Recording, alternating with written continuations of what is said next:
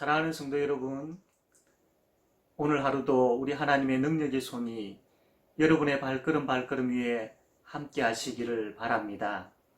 오늘은 룻기 1장 6절과 7절 말씀을 통하여 긍휼의 하나님이라는 제목으로 함께 은혜를 나누고자 합니다. 그 여인이 모압 지방에서 여호와께서 자기 백성을 돌보시사 그들에게 양식을 주셨다 함을 듣고 이에 두 며느리와 함께 일어나 모압 지방에서 돌아오려 하여 있던 곳에서 나오고 두 며느리와 그와 함께하여 유다 땅으로 돌아오려고 길을 가다가 아멘. 어제는 엘리멜렉의 가족이 가나안 땅을 떠나 우상의 땅 모압으로 간 내용을 보았습니다. 결국 그곳에서 엘리멜렉이 죽게 되어지고 두 아들도 죽게 됩니다. 이제 엘리멜렉의 아내였던 나오미와 그 두 며느리만 남게 되었습니다. 나오미의 인생을 보면 참 불쌍합니다. 그녀가 살았던 베들레헴의 뜻은 떡집입니다. 떡이 풍성한 곳이죠. 그런데 그 떡집에 떡이 없는 겁니다. 배고픔의 삶을 살았던 것이지요. 또한 이 엘리멜렉의 이름의 뜻은 하나님은 왕이시다 라는 뜻입니다. 그런데 이 흉년이 들었을 때에 이 엘리멜렉은 자기 소견에 옳은 대로 결정을 해버립니다. 그 결과 우상의 땅으로 가게 되어지고 하나님께서 약속하신 땅을 떠나게 되지요. 고향을 잃어버리게 됩니다. 또한 나옴이란 이름의 뜻은 즐거움이라는 뜻이 있습니다. 그런데 그녀의 인생을 보게 되어지면 참 고통과 수치스러움이 많은 그런 삶을 산 것을 보게 되어집니다. 나오미는 양식을 잃어버렸습니다. 고향을 잃어버렸습니다. 남편과 두 아들도 잃어버렸습니다. 희망도 잃어버렸고 모든 것을 다 잃어버렸습니다. 그러한 세월을 10년 넘게 보내었던 것이지요. 그러는 가운데에 어느 날 이 나오미가 아주 중요한 결단을 합니다. 내가 돌아가리라. 베들레헴으로 돌아가리라. 라고 결단을 합니다. 그런데 이 결단은 참 쉬운 결단은 아닙니다. 왜냐하면 그가 고향으로 돌아갔을 때에 남편 잃고 두 자녀 잃고 빈손으로 참 털레 고향으로 돌아갔을 때에 그 고향에 있는 사람들이 어떻게 대하겠습니까? 때로는 수군수군거리며 비아냥거리지 않았겠습니까?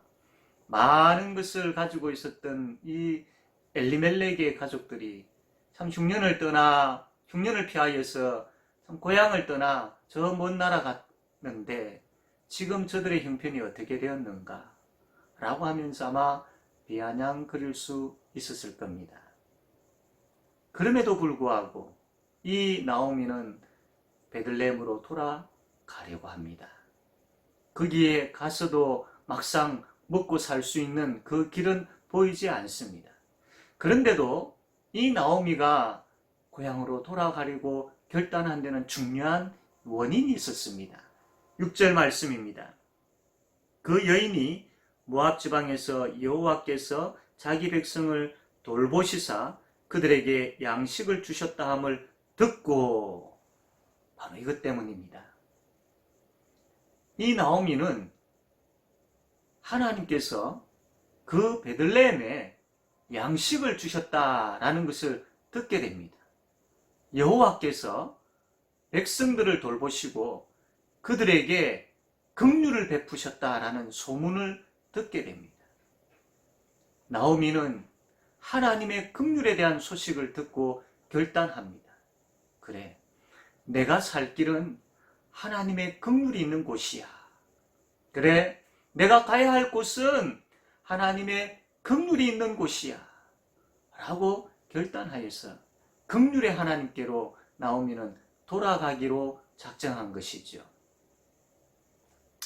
사랑하는 성도 여러분, 계속해서 쏟아지는 코로나 확진자들에 대한 소식들, 참 이것은 우리의 마음을 더 불안하게 합니다. 이 일로 인하여서 경제적인 어려움은 또 어떻습니까? 우리의 마음을 더 힘들게 합니다. 그러나 오늘 본문 말씀은 이러한 때에 우리가 어디로 가야 하는지를 분명히 말씀을 하고 있습니다. 하나님께로입니다. 긍휼이 풍성하신 하나님께로입니다. 하나님께로 우리가 가야 살 수 있다라고 말씀을 하고 있습니다. 어려움을 겪으면서 우리는 자신을 돌아보아야 합니다.